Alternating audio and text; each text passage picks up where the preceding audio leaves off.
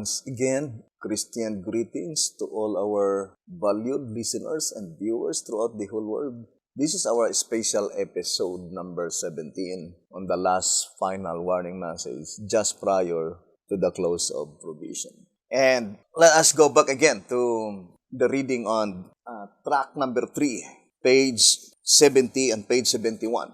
The second section of separation, thus being completed, provisionary time is closed, whereupon from the wicked will be heard the horrible wail of doom. The harvest is past, the summer is ended, and we are not saved. This being the dreadful experience of the tares in Babylon, in the second section of the harvest, there must, as a type, be a similar and precedent experience for the tares in the Laodicean church in the first section of the harvest. So, brothers and sisters, here we found out that Jeremiah 8 verse 20 is a very strong evidence. And the statement declared clearly that Jeremiah 8:20 is applied to the church and to Babylon. And it says type and antitype, saying there must as a type be a similar and precedent experience for the tares in the Laodicean church. Therefore, Jeremiah 8 verse 20 must be applied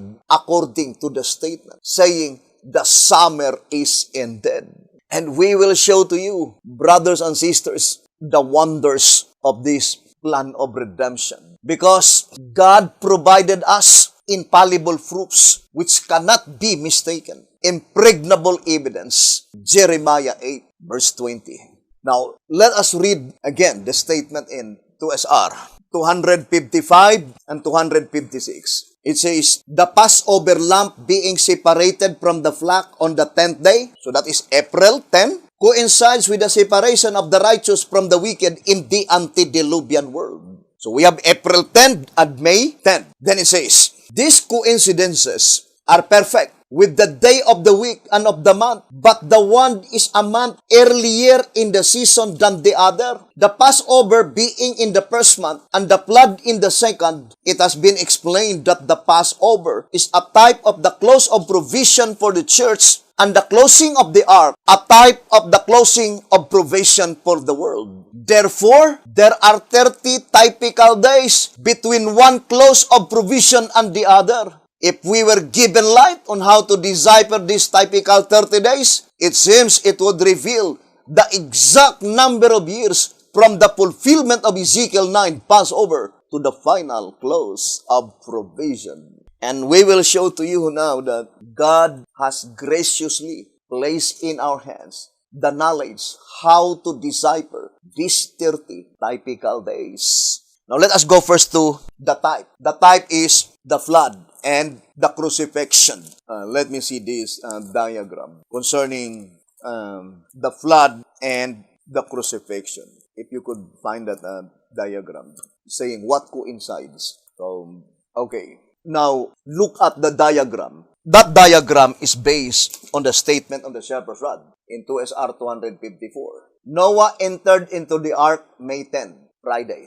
Jesus Christ was separated from the people April 10, 31 AD, Saturday. So, first, April is 1 month earlier than May. So, April, May. Second, although both of them the same date, but the day is not the same. Noah entered into the ark May 10, Friday. April 10 in 31 AD, that is Saturday. So, the other is 1 day earlier than the other. Friday, then Saturday. So, that is the type, brothers and sisters. But the antitype is also divided into two. Jeremiah 8 verse 20. The type is that Jeremiah 8:20 in the church, and the antitype, Jeremiah 8:20 in Babylon. But look at, brothers and sisters, the miracle which impossible to happen again. Why? We already explained to you that the statement, the summer is ended, it can apply only,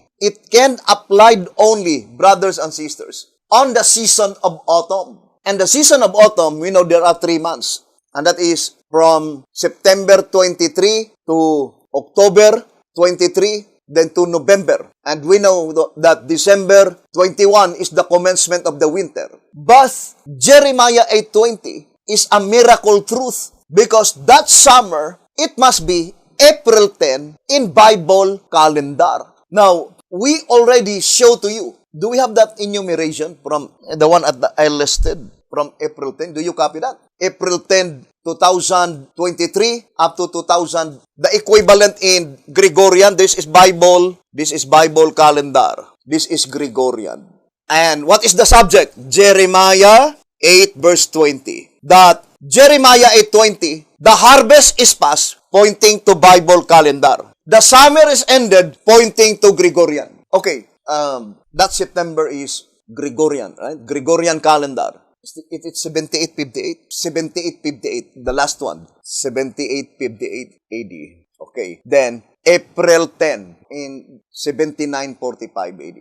So April 10, 7945 AD. Now, look at, brothers and sisters, how the Bible is accurate. There is only 1 year by which Jeremiah 8:20 can be applied, both to the church and in Babylon. Both of them must be summer is ended. Both of them. It must be the summer is ended because that is the verse. It did not say autumn is ended. It did not say winter is ended. It did not say spring is ended.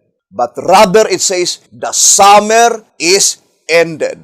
And that is why I remember the statement in 2SR. Let me read to you. I love so much this reading. Page 18 in 2SR, it says, one of the chief reasons why confusion arises among Bible students is because they do not entirely depend on the biblical expression of the words. 2SR, page 18. One of the chief reasons why confusion arises among Bible students is because they do not entirely depend on the biblical expression of the words. They think themselves wiser than the prophets who were inspired with the Spirit of God and thus wish to correct the words and meaning of the Holy Bible. Hence, wish to correct the words and meaning of the Holy Bible. Hence, finite mortals have attempted to rectify and correct the Infinite One whose wisdom, power, and vision is unsearchable.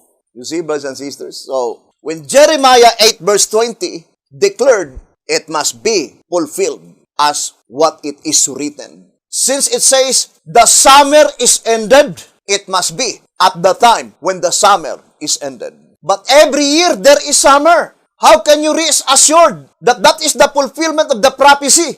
That summer must align the Bible calendar. The predicted event by which the close of provision for the church and the close of provision for the world. And we already show to you that the close of provision for the church is April 10, 2SR 255 and 256, answerer number 3, page 13.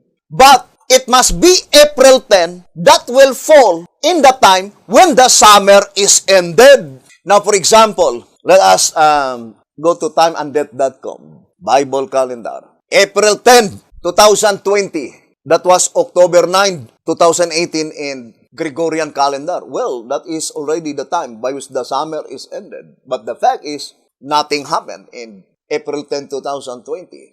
Now, April 10, 2021. Yes, October 4, 2019 is still in the period of summer. Now, April 10, 2022. Yes, that is the time by which the period by which the summer is already ended. That is September 28. April 10, 2023. The last year by which April 10 fall on the time when the summer is ended. That is one of the significance of that statement. There is time no longer in Revelation 10:7, meaning there is no more year by which April 10 will fall in the season of the calendar by which the summer is ended. Let us go to April 10, 2024. That is September 18. Still in the season of summer. Therefore, this year is the last remaining year by which April 10 on Bible calendar will fall on the time when the summer is ended. But what is the close of provision for the world? May 10. May 10. Now, we will show to you. May 10. May 10, 2029. You see, brothers and sisters, September 22. Now, we will show to you the chart. That is what 2SR 255 is saying. That the close of provision in the church must be April 10, and the close of provision in the world must be May 10. 1 month earlier than the other. But not only 1 month earlier than the other, 1 day earlier than the other. Let us go back to the type. What is 1 month earlier than the other? April. April 10, 31 AD. Of course, May is the second month. So, April is earlier than May. But how about the day? Which is earlier? Friday, Saturday. Friday. So, what month which is Friday? May. Earlier than April 10 on April. Because April 10 on April is Saturday. So, that is the clue. Now, look at the fulfillment of the prophecy. Go back to the antitype. You see, brothers and sisters, what is 1 month earlier than the other? April. But what is 1 day earlier than the other? May. Because May 10 is Wednesday and April 10 is Thursday. Perfect. The coincidences are perfect. But it is even more perfect because Jeremiah 8:20, it must be that April 10 Bible calendar in Gregorian, it must be the summer is ended September 23 and May 10, 2029 in Gregorian is still the summer is ended September 22. It will never happen again. Now, when it will happen again, let us go to that enumeration. In April 10, from September 23, 2021, that is the last year by which April 10 fall on the time when the summer is ended. It will repeat again in September 23, 7858 AD, 5,837 years. But the fact is that in 7858 AD, May 10, which is September 22, is in 3469 AD. Let us look at May 10, put Gregorian, September 22, 3469. 3469. You see, that is May 10, 3942. So, that is May 10, 3942. So, if it will not happen this year, can you imagine, brothers and sisters, it will reverse order 3469 AD, the close of provision for the world, and the close of provision for the church will be 7858 AD. It reversed. Because it is in 7858 AD that will be repeated again that April 10 fall on when the summer is ended. But it is on September 22, 3469 AD that May 10 fall on the summer is ended. Now, for example, September 22, 7858. So that is April 9. Now, for example, 2020, that is 2027 plus 78, 58 plus 6, 78, 64. Let me see. Oh, that is May 11. So, or in other words, brothers and sisters, September 22, 78, 64 AD. So, if the prophecy will not be fulfilled this year, Jeremiah 8:20, 2021, then we will wait again 5,837 years to fulfill Jeremiah 8:20. And it is impossible. It is impossible, brothers and sisters, that the world would exist more than 11,000 years, only 6,000 years. So to summarize, I would like to repeat again, Jeremiah 8:20, there are two calendar mentioned there by which they need to go hand in hand, by which it is infallible proof, impregnable evidence, Bible calendar and Gregorian calendar.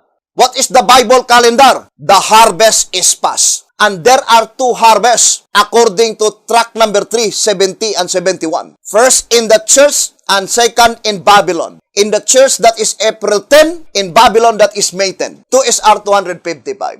But that April 10 must be at the time when the summer is ended. And the only remaining year that April 10 will fall on the time when the summer is ended is this year. And then you will count 6 years from this year, the general close of provision for the world. May 10, 2027. That is also summer in the Gregorian, in the season. May 10, the summer is ended, September 22. You see how God arranged the fulfillment of the prophecy. It seems very simple. Jeremiah 8:20, that the summer and the Bible calendar must align together. The first one is April 10, the other one is May 10. So here we can clearly see that the 7 years in Ezekiel 39 verse 9 is literal 7 years, as the explanation given by the Shepherd's Rod in 2TG number 4, page 20 and 21. That from September 22, 2022, when the 144,000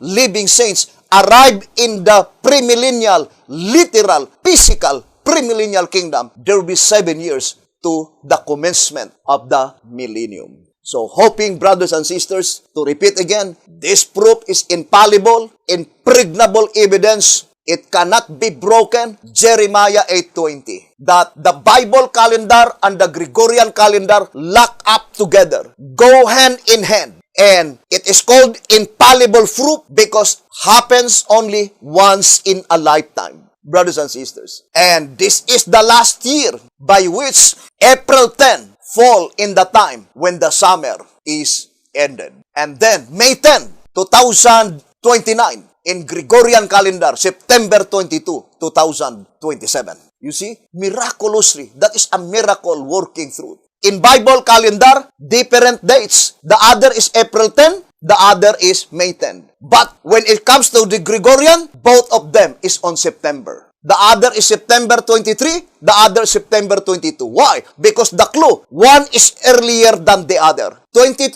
is earlier than 23. And let us go back to the chart in antitype. So I would like to show. You see, brothers and sisters, only in Bible calendar that you can say 1 month earlier than the other. April and May. April is earlier than May. But the same with the given type, the flood, and April 31 AD in the crucifixion of Jesus Christ. It is on the month of May by which it is 1 day earlier than on April. Because April 10, 31 AD, Saturday. But May 10, 2344 BC, Friday. So May, the day on May is 1 day earlier than the day on April. Look at how perfect the antitype. The Bible calendar, April, earlier than May. April 2023 or April, 1 month earlier than May. But on May, both of them are 10, the same with the type, April 10 and May 10. But on May, 1 day earlier than on April because that is Wednesday and that is Thursday. But in Gregorian, both of them are on September, but the date is earlier than the other. The one is 22,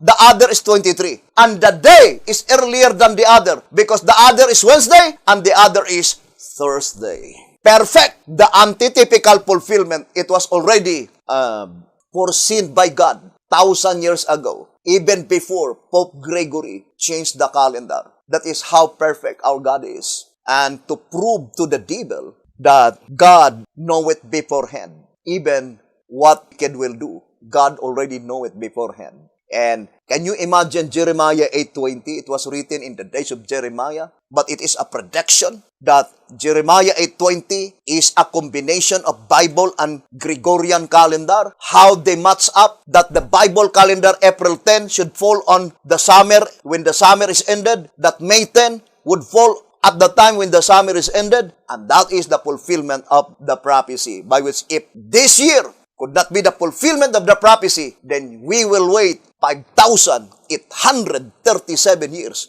That would be in 7858 AD, the close of provision for the church, and the close provision for the world, 7864 AD. And the age of the earth at that time is almost, I think, just more or less 9 years to complete, to become 12,000 years. So the age of the earth at that time is almost 12,000 years. Contradictory to the Bible, contradictory to the writings of Sister White, contradictory to the Shepherd's Rod publications. Thank you very much for listening and viewing this program. So we'll continue tomorrow on our subject, and may the good Lord bless you and have a beautiful, wonderful evening.